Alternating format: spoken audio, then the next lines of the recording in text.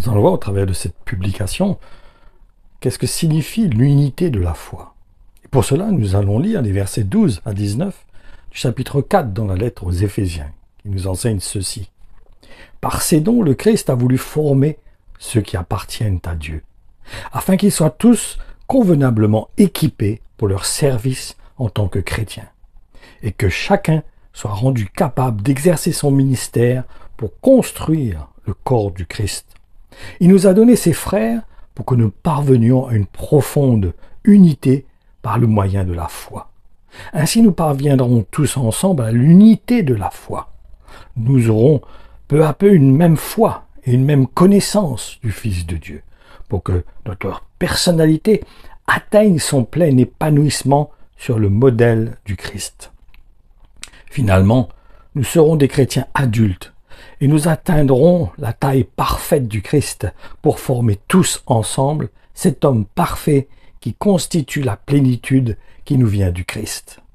Afin que nous ne soyons plus des enfants flottants, ballottés, comme des barques, par les vagues et emportés çà et là par le vent de toutes sortes d'enseignements et vents de doctrine, par la tromperie des hommes, par leur ruse dans les moyens de séduction, à la merci d'hommes habiles et entraînés, les autres dans l'erreur, par leur habileté séductrice avec laquelle ils se tiennent en embuscade pour tromper.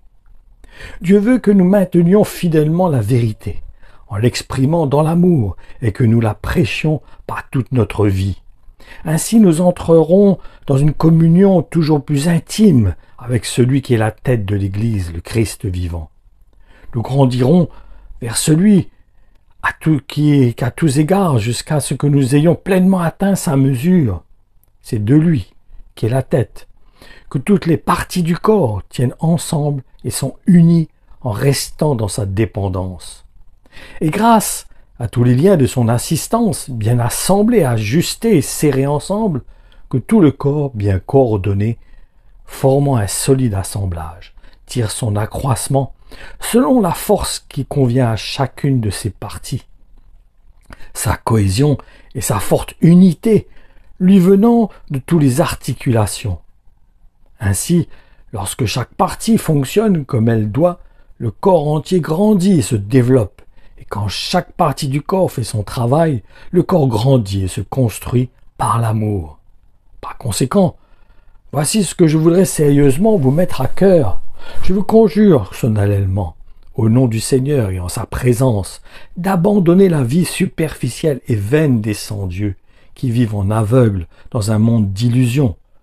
Ne vous conduisez plus comme les païens qui suivent leurs pensées vides de sens. Ils ont l'intelligence obscurcie, ils sont étrangers à la vie de Dieu.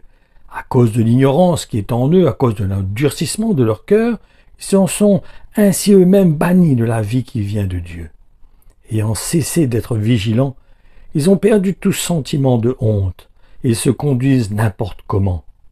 Toutes les actions immorales qu'ils ont envie de faire, ils les font sans se gêner. Ils ne savent plus ce qui est bien et ce qui est mal. Ils s'adonnent au désir, aux œuvres de l'impureté, tout en cupidité. Ils se sont abandonnés à l'immoralité pour se jeter avec frénésie dans toutes sortes de vices. Ce que nous pouvons retenir de cet enseignement, c'est que l'unité doit avoir pour objectif d'emmener l'ensemble de l'Église, l'ensemble, à marcher de plus en plus comme Jésus-Christ lui-même a marché. Et non en vivant dans une grâce qui serait plutôt de l'irresponsabilité et qui découlerait d'un amour qui ne vient pas de l'amour de Dieu, ce qui est selon Dieu. Car l'amour selon Dieu va nous pousser à rejeter le mal, à rejeter le péché, à marcher dans la sanctification. C'est ça l'amour, véritable amour. Il dit, si tu vois ton frère pécher, va, reprends-le. L'apôtre Paul dit, je ne suis pas là pour juger le monde, mais l'Église a besoin d'être jugée.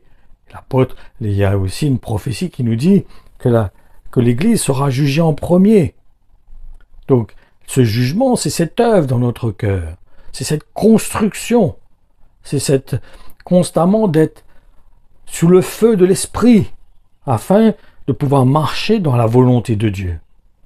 Car l'amour, selon Dieu, est accompagné de la justice, qui est elle aussi selon Dieu et non par rapport à ce qui nous arrange. Et cela doit nous emmener à parler dans la vérité entre nous, qui est bien sûr en accord avec l'ensemble de l'Évangile, et non uniquement une partie, parce qu'il n'y a pas plusieurs évangiles dans l'Évangile, il n'y a qu'un seul Évangile, qu'un seul esprit qui anime l'Évangile, un seul but, c'est d'arriver au royaume de Dieu. Et pour arriver au royaume de Dieu, il y a un chemin à prendre. Ce chemin est resserré, jonché d'embûches.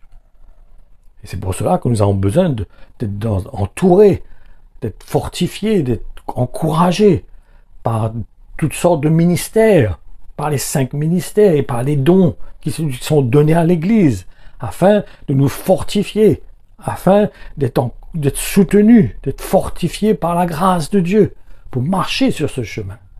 Donc comprenons que si le Seigneur a établi l'Église, c'est pour notre bien. C'est afin qu'il y a tous les moyens autour de nous pour nous aider à nous pousser. C'est comme quelqu'un qui court et qui est